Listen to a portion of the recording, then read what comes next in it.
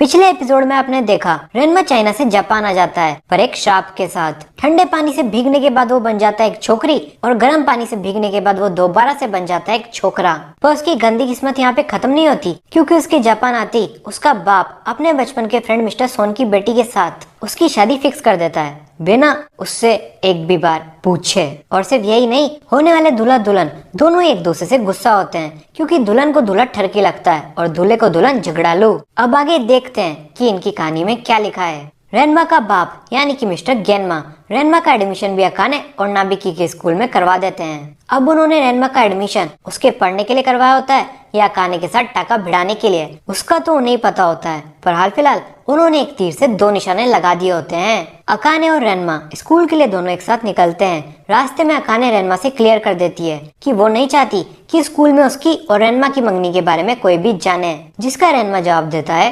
मंगनी? मैं तो किसी से ये भी न कहूँ कि तू मेरी बंदी है, क्योंकि मुझे तेरे जैसी झगड़ालू लड़कियां कतई पसंद नहीं है। ये सुन के अकाने गुस्सा हो जाती है और रेनमा के देने ही वाली होती है कि उतने में पीछे से गेनमा आ जाता है और रेनमा के एक टिका देता है और उससे कहता है, तेरे जैसे भद्दे लोंडे को कोई अधिकार नहीं है लड़की चूज करने का। जो सामने परोसा गया है ना, उसमें खुश रहे, वरना। अब वरना का तो पता नहीं, क्योंकि गेनमा के इतने बोलती रेनमा उसको पानी में धकेल देता है और गेनमा एक पांडा में बदल जाता है, जिसके बाद वो चाह के भी अपनी जबान नहीं चला सकता। आसान शब्दों में बोलूं तो वो गूंगा बन जाता है, क्योंकि पांडा बोल नहीं सकते। और इसी बात का रेनमा मजाक उड़ाते हुए कहता है, अब बोलो ना पिताश्री, अब बोलो ना, चुप क्यों गए? पर पांडा को उसका ये मजाक पसंद नहीं आता और फिर वो अपने बेटे के साथ फाइट शुरू कर देता है। पर यह तो हमने पहले एपिसोड में ही देख लिया था कि रेनमा पांडा से ज्यादा ताकतवर है और इसी वजह से रेनमा पांडा को उड़ा फेंकता है। पर अपने युद्ध के दौरान रेनमा भूल जाता है कि मोहल्ले में बाकी लोग भी रहते हैं और उसके पीछे से एक बुढ़िया उसके ऊपर ठंडा पानी छिड़क देती है और फिर वो लोंडिया में बदल जाता है। लोंडिया बनने के बाद रेनमा अपने घर लौटने लगता है, वापस से गर्म पानी से नहा के लोंडा बनने के लिए। पर अकाने उसे रोक देती है, कहते हुए, अपन वापस से घर जाएंगे तो स्कूल के पहले दिन ही लेट हो जाएंगे। अपने बारे में नहीं तो मेरे बारे में तो सोच, कैसा लगेगा अगर मैं स्कूल की सबसे काबिल, होनहार, योग्य लड़की स्कूल के पहले दिन ही लेट हो गई तो? सॉरी, पर मैं झगड़ालू लड़कियों के बारे में नहीं सोचता। ये सुन के अकाने को गुस्सा तो आता है, पर वो स्कूल में टाइम पे पहुंचने के लिए अपना गुस्सा दबा लेती है और रेनमा के लिए गर्म पानी का इंतजाम करती है एक डॉक्टर के घर से। इसी बीच रेनमा उस घर के साइड में खड़ा होता है, अकाने को पानी के लिए भीख मांगता हुआ देख कि उतने में उसके पीछे से एक हड्डी का ढांचा आता है, जिसे देख के रेनमा की फटके चार हो जाती है। फिर डॉक्टर साहब रेनमा को अपना इंट्रोडक्शन देते हैं, डर मत छोकरी, मैंने ये हड्डी का ढांचा किसी को मार के नहीं हथियाया है, बल्कि बाजार से खरीदा है। मैं एक डॉक्टर हूँ। रेनमा और डॉक्टर साहब के मेल मिलाप के वक्त अकाने भी वहाँ पे आ जाती है रेनमा के लिए गर्म पानी लेके और डॉक्टर साहब को देख के शर्मा जाती है, क्योंकि अकाने का क्रश होता है डॉक्टर साहब पे। ये देख के रेनमा शॉक हो जाता है, क्योंकि अकाने को तो लड़कों से नफरत थी ना, तो अब क्या हो गया? पर रेनमा और ज्यादा दिमाग चला पाए उससे पहले अकाने गर्म पानी की केटली उसके माथे पे रख देती है और मीठी मीठी दो बातें करने लगती है डॉक्टर साहब के साथ। इसी बीच रेनमा अपने ऊपर गर्म पानी डाल के दोबारा से लौंडा बन जाता है और फिर वो दोनों स्कूल के लिए निकल जाते हैं। बीच रास्ते में रेनमा अकाने से पूछता है, क्या ये डॉक्टर पनीर ताकतवर हैं? जिसे सुन के अकाने थोड़ी गुस्सा हो जाती है और कहती है, पहली बात तो वो डॉक्टर पनीर नहीं, डॉक्टर टोफू हैं, उनके नाम का मजाक मत उड़ा। और दूसरी, हाँ वो ताकतवर हैं। और इसी से रेनमा का डाउट क्लियर हो जाता है, क्योंकि डॉक्टर टोफू अपनी प्रेजेंस गायब करके रेनमा से मिले होते हैं, जिसकी वजह से वो एकदम से चौंक गया होता है। फिर रेनमा अकाने से पूछता है, तुझे तो लड़कों से नफरत थी ना, फिर तू डॉक्टर टोफू के आगे इतना ब्लश क्यों कर रही थी? जिसे सुन के अकाने और गुस्सा हो जाती है और बात काटते हुए कहती है, नफरत थी नहीं, नफरत है। और ऐसी गप्पे शप्पे लड़ाते हुए ये दोनों स्कूल पहुंच जाते हैं। स्कूल में ढेर सारे लौंडे अकाने का इंतजार कर रहे होते हैं उसकी धुलाई करने के लिए, पर अकाने एक एक करके उन सभी को धो डालती है और हमको पता चलता है कि ये लोंडे सिर्फ आज ही अकाने से नहीं पिटे हैं, बल्कि रोज पिटते हैं और इनके पिटने का कारण हमको ब्लू थंडर आके बताएगा। नाराज मत हो अकाने, क्योंकि ये तेरे से रोज भिड़ते हैं तो वो है सिर्फ तेरे को प्रपोज करने के लिए। और ये कह के ब्लू थंडर अपने फूल अकाने को पास कर देता है। क्या बकवास कर रहा है अकाने, ये सीनियर है वो अपने, तमीज से बोल। रेनमा को अकाने से इतना क्लोजली बात करते हुए देख ब्लू थंडर जेलस हो जाता है और रेनमा से पूछता है, कौन है तू और अकाने से इतना खुल के बात क्यों कर रहा है? पर रेनमा कुछ बोल पाए उससे पहले ब्लू थंडर उसे रोक देता है और कहता है, रुक जा छोटू, पहले मैं अपना इंट्रोडक्शन दूंगा। मैं हूँ टाटेवाकी कुनो, अकाने का सीनियर, केंडो क्लब का कैप्टन, अनडिफीटेड चैंपियन और केंडो की दुनिया में कल का आने वाला सितारा, और तेरे लिए ब्लू थंडर।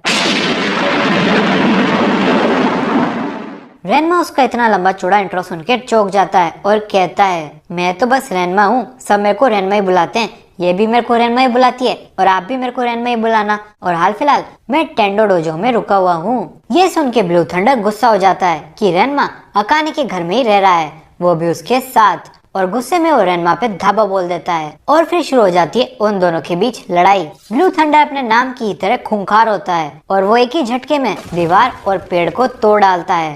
रेनमा उसके वारों को आराम से डॉज कर लेता है और उसकी ओर बढ़ते हुए कहता है, तू मेरे से लड़ ले भिड़ ले, मुझे गाली दे ले, मुझे फर्क नहीं पड़ता, पर आइंदा से मेरा नाम उस राक्षसनी के साथ कभी मत जोड़ना। तुझे पता भी है वो एक नंबर की लड़ाकू, झगड़ालू और गुस्सेल है, उस जैसी लड़की को डेट करने से तो अच्छा मैं कुंवारा न मर जाऊं। ये सुन के अकाने और गुस्सा हो जाती है और रेनमा की ओर उसका बैग फेंक देती है, और अकाने की इतनी बुराई सुन के ब्लू थंडर भी गुस्सा हो जाता है और अपने पूरे दम से रेनमा पे वार करता है, पर रेनमा उसके इस वार को भी डॉज कर लेता है और ये मैच जीत जाता है। तभी आसमान से वर्षा होने लगती है और अब रेनमा एक चिक में बदलने वाला होता है कि उतने में उसका पांडा बाप स्कूल में भागा भागा आता है और ब्लू थंडर को धोते हुए रेनमा को एक खाली रूम में ले जाता है जहाँ पे कोई नहीं होता, और उस पे गर्म पानी डाल के उसको दोबारा से लड़के में बदल देता है। इसके बाद रेनमा और अकाने उनकी क्लास में जाते हैं जहाँ पे टीचर रेनमा का इंट्रोडक्शन करवा के उन्हें क्लास के बाहर खड़ा कर देता है, क्योंकि वो दोनों आज क्लास में लेट आए होते हैं। क्लास के बाहर खड़े खड़े दोनों क्या ही करते हैं, इसलिए दोनों बातचीत करने लगते हैं। इतने सारे लौंडे तेरे को धोना क्यों चाहते हैं? तेने किस किस से पंगा ले रखा है स्कूल में? मैंने किसी से पंगा नहीं लिया है, वो तो ब्लू थंडर ने पूरे स्कूल में ढिंडोरा पीट रखा है। जिसको अकाने को डेट करना है उसको पहले अकाने को युद्ध में हराना पड़ेगा, वरना मैं उसका जीना मुश्किल कर दूंगा, मुश्किल। इसी बीच ब्लू थंडर की क्लास में अकाने की बड़ी बहन नाबिकी ब्लू थंडर को बताती है कि अकाने की शादी फिक्स हो चुकी है रेनमा के साथ, अब तू उससे भिड़ना और उसके बारे में भूल जा।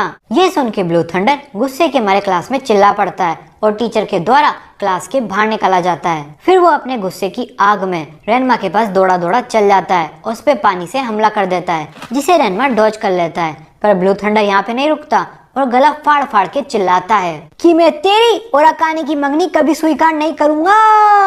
और ये सुन के अकाने की क्लास के सभी स्टूडेंट्स बाहर निकल आते हैं, क्योंकि उनको अपने कानों पे यकीन ही नहीं हो रहा होता कि किसी लड़के ने अकाने का दिल जीत लिया है। कि उतने में ब्लू थंडर दोबारा से रेनमा पे हमला कर देता है। रेनमा उससे भागते भागते स्कूल की खिड़की से नीचे कूद जाता है, क्योंकि सबके बीच लड़ाई कर पाना बिना किसी को चोट पहुंचाए बहुत मुश्किल होता है। और रेनमा के पीछे पीछे ब्लू थंडर भी खिड़की से नीचे कूद जाता है। पर खिड़की से नीचे कूदने के बाद उनको पता चलता है कि वो ग्राउंड फ्लोर पे नहीं बल्कि थर्ड फ्लोर पे थे, और ये देख के ब्लू थंडर की फट जाती है। पर रेनमा के लिए कोई बड़ी बात नहीं होती, कम से कम तब तक जब तक वो अपने नीचे स्विमिंग पूल नहीं देख लेता। पानी में गिरने के बाद ब्लू थंडर बेहोश हो जाता है और रेनमा एक लड़की में बदल जाता है। ब्लू थंडर की बेहोशी का फायदा उठाते हुए रेनमा उसकी बॉडी को ढाल बना लेता है, ताकि ऊपर खड़े लोगों में से कोई भी उसे लड़की के रूप में ना देख पाए। पर उसकी बदकिस्मती तो देखो, वो पूल से निकल पाए उससे ठीक पहले ब्लू थंडर को होश आ जाता है और ब्लू थंडर उसको कस के पकड़ लेता है, वो भी थोड़ी गलत जगह पे। जिसके बाद रेनमा उसको धोबी पछाड़ता है और किसी के नोटिस करने से पहले वहाँ से भाग जाता है। पर ब्लू थंडर रेनमा का एहसास नहीं भुला पाता और वो इस नतीजे पे पहुंचता है कि रेनमा उससे डर के कहीं दूर भाग गया और उसने रेनमा के चक्कर में किसी कन्या को छेड़ दिया है। इसी बीच अकाने रेनमा के पास गर्म पानी लेके जाती है ताकि वो दोबारा से लड़का बन के स्कूल में आ सके। कि उतने में रेनमा को ढूंढते ढूंढते वहाँ पे ब्लू थंडर भी आ जाता है। ये देख के अकाने रेनमा को गर्म पानी पकड़ाती है और ब्लू थंडर से भिड़ने के लिए चल जाती है, ये सोचते हुए जब तक मैं इसको धोऊंगी तब तक रेनमा वापस से लड़का बन चुका होगा, प्रॉब्लम सॉल्व्ड। पर एक अमली शेर लड़ाई के दौरान ब्लू थंडर का ध्यान भटकाने की जगह उसको रेनमा की ओर ही उड़ा फेंकती है। जिसके बाद ब्लू थंडर रेनमा से पूछता है, अरे तू तो वही है ना स्विमिंग पूल वाली लड़की, वैसे तेने कहीं उस लौंडे को देखा क्या जो मेरे साथ पूल में गिरा था? नहीं। अच्छा, मतलब कि वो मेरे से डर के कहीं दूर भाग गया, साला डरपोक कहीं का। ब्लू थंडर की ये बात सुन के रेनमा को गुस्सा आ जाता है, क्योंकि वो उससे डर के नहीं बल्कि अपने इस रूप की वजह से भागा था। और फिर वो ब्लू थंडर को जमीन पे गिरा देता है और उसको फाइटिंग मैच के लिए चैलेंज करता है, उसे साबित करने के लिए कि वो उससे डरता वरता नहीं है, जिसे ब्लू थंडर खुशी खुशी एक्सेप्ट कर लेता है। ब्लू थंडर और रेनमा की लड़ाई में ब्लू थंडर रेनमा के एक ही वार से हार जाता है और अगले दिन नाबिकी से उसके बारे में जानकारी निकलवाता है। नाबिकी उससे कहती है, हाँ मैं जानती हूँ उसे, अगर तेरा कोई मैसेज है तो दे दे मुझे, मैं पहुंचा दूंगी उस तक। और फिर ब्लू थंडर गुलाबी बालों वाली लड़की के लिए चिट्ठी लिखता है और उस चिट्ठी में ब्लू थंडर ने रेनमा के लड़की वाले रूप को चैलेंज किया होता है फाइटिंग मैच के लिए रविवार को दोपहर 2 बजे स्कूल के प्लेग्राउंड में। रविवार को उनका युद्ध शुरू होता है और इस बार ब्लू थंडर अपने पहले ही वार से रेनमा को नॉकआउट कर देता है, उसको गुलाबी फूलों का गुलदस्ता देके और आई लव यू बोल के। और इसी के साथ रेनमा की जिंदगी में एक और परेशानी